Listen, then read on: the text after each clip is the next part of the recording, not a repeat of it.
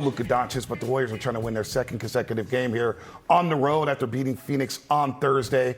And again, no firepower. That's the disappointing part, KB. Yeah, we're missing the league's top scorer in Luka Doncic. And then Steph Curry loves to put on the fireworks in Hollywood. Now, listen, we're talking like there's no LeBron tonight. There's LeBron tonight, but it's just not the same. You're right.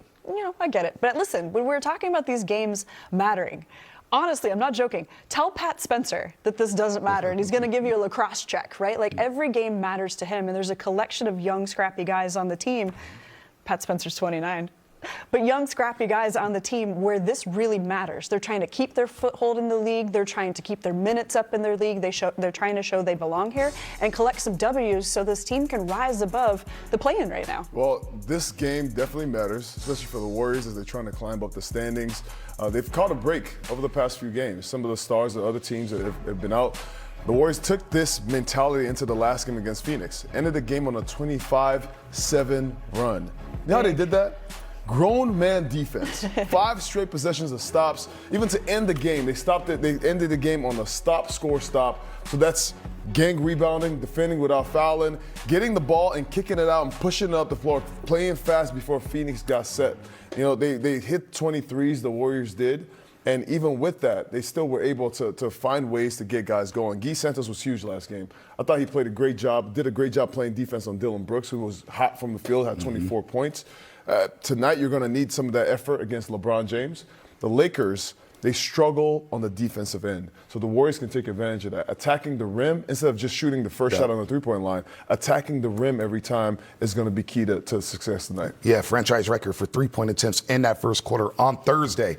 Go to the paint, and they did that over the final 3 quarters against Phoenix. But now it's time for our Teamwork in Action. Brought to you by our great friends at Kaiser Permanente. Fezzi, you mentioned it. The 25-7 run to end the basketball game. Yeah, I love that. What I got to see was Moses Moody, DeAnthony Melton switching out onto Dillon Brooks. You see Pat Spencer out there on the perimeter. Like, this is a gritty team. The Warriors, The Warriors also did some of the nitty-gritty things. You said, like, getting the stops. They had 2 blocks. They out-rebounded the Suns in that fourth quarter 16-4. So their desire to do this and to capitalize on that momentum all started with the defense. Let's hear from Steve Kerr and company on the win Thursday night. Losing Jimmy, to season-ending injury, Steph being out, it just, everything has just been, tough this last week or 10 days and whatever it is since Jimmy's been out. And just felt like a great team win where everybody just fought and competed and stayed with it. And it was a beautiful, beautiful thing to watch. We kind of took what the defense gave us. They were super aggressive on the perimeter in that second half, and just proud of our team for adjusting. We had a little stretch. It's a game of runs. We had a little stretch there in the third and the fourth where we gave them a little bit more ground than we wanted, and we've kind of tucked our tails in those moments. So I'm proud of this group today for sticking together, getting through that. Shorthanded. Came out tonight. Down 14 in the fourth quarter, guys continue to fight and come out with a big-time win after a long week. Says a lot about the character of the group. Mama Moody. Hello, Rona. Don't act like y'all don't remember how the game ended last time we played at Phoenix. There you go. Yeah. We remember Big Defense Mo. Moses Moody. Big defense, Mo. Yeah, that's how she said it. Big defense, Mo. Big defense, Mo. Yeah, that's right. Now break down that big defense by Mo. Go ahead, get up there to the wall. So I gotta go to the screen with this. I mean, that game ended on a 25-7 run. And it doesn't happen just by shot-making luck. This is defense. This is stringing together stops. This is gang rebounding. All right, break down some tape for me. Show me some tape. I'm going to show you how Moses Moody is quietly becoming one of the closing defenders for this team. It starts every time, point of attack defense, right? The guy who's guarding the point guard.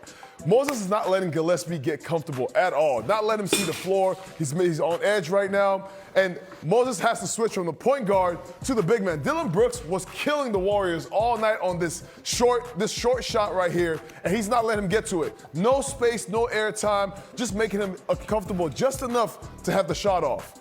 Now you have him in the next possession. You got him, Colin Gillespie, and Dillon Brooks in the pick and roll again. Moses can switch. He can guard the point guard. He can guard the big. What you want from me? I can do it all. enough space. Moses is doing a great job keeping some space, has those long arms. He can do that, rebound the basketball, block the shot, rebound, and then kick it out to Guy Santos for this fast break layup. This is what the Warriors need right here. And Moses, another tough defense right here on Dylan Brooks. Yo, this right here is pressure. Somebody help me, please, help me. Look at him, going from the frying pan to the fire. Moses Moody to DeAnthony Melton, another guy who can really put the straps and the clamps on the guy. Tough shot, just dribbling out the shot clock. That's not a possession you want if you're the coach.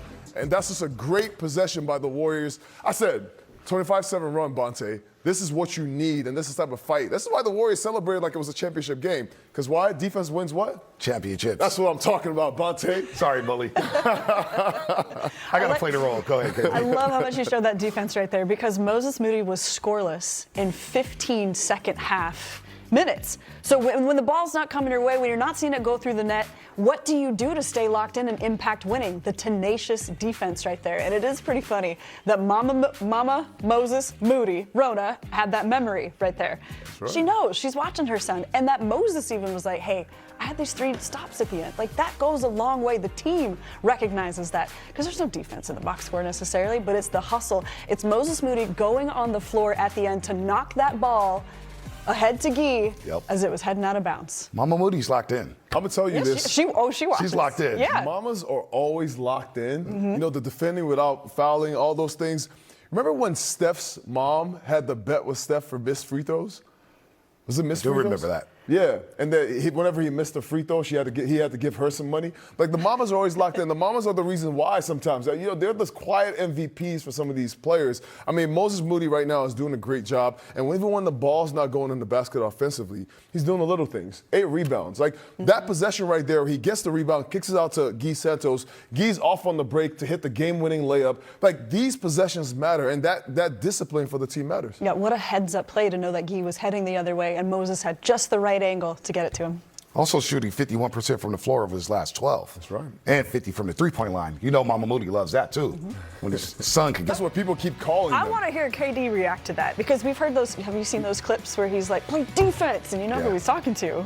I don't know. Chaperone. Alperone Shangoon. Sure. Tell Ime Aduka his team is soft. He's not happy right now. Nope. He's not happy. But the Rockets in 4th place in the Western Conference, tied with the Denver Nuggets. In the loss column, you see San Antonio. They've been playing really, really well this year.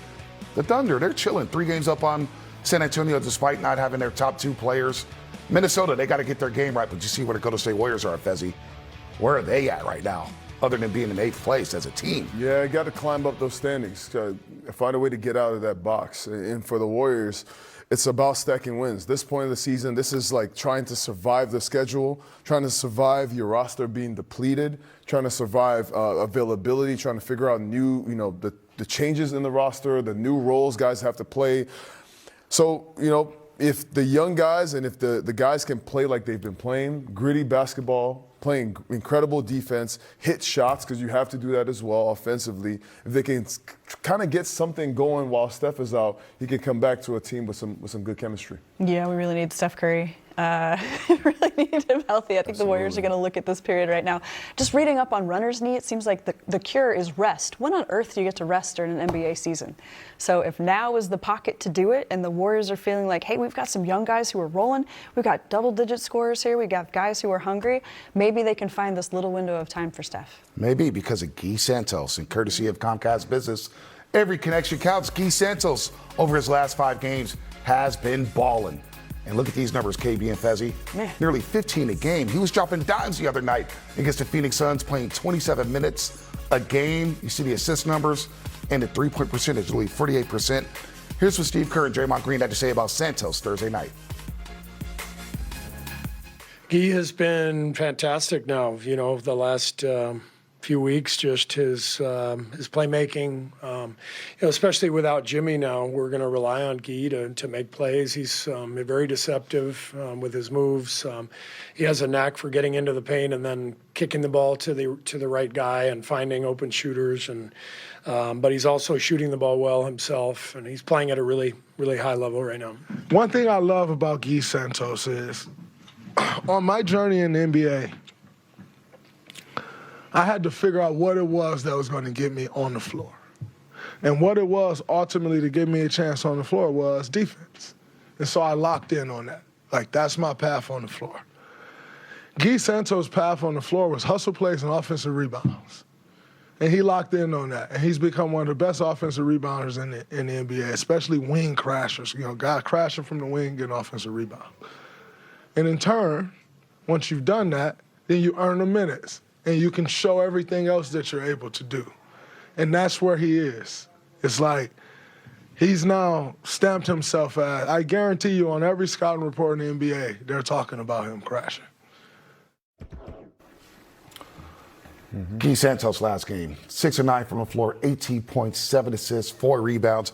Always brings the energy, played very well down the stretch for the Dubs Thursday. There was a time earlier this season where Steve Kerr would just drop him in for very quick spurts or drop him in for a fourth quarter, but now he's more of a reliable guy. He's been starting these. That's Steph Curry. What do you do with the minutes when you averages 5.5? He has a block and a steal in each of those games, and he's got a 3 in 10 consecutive games. So the more minutes he plays, the more comfortable he's looking.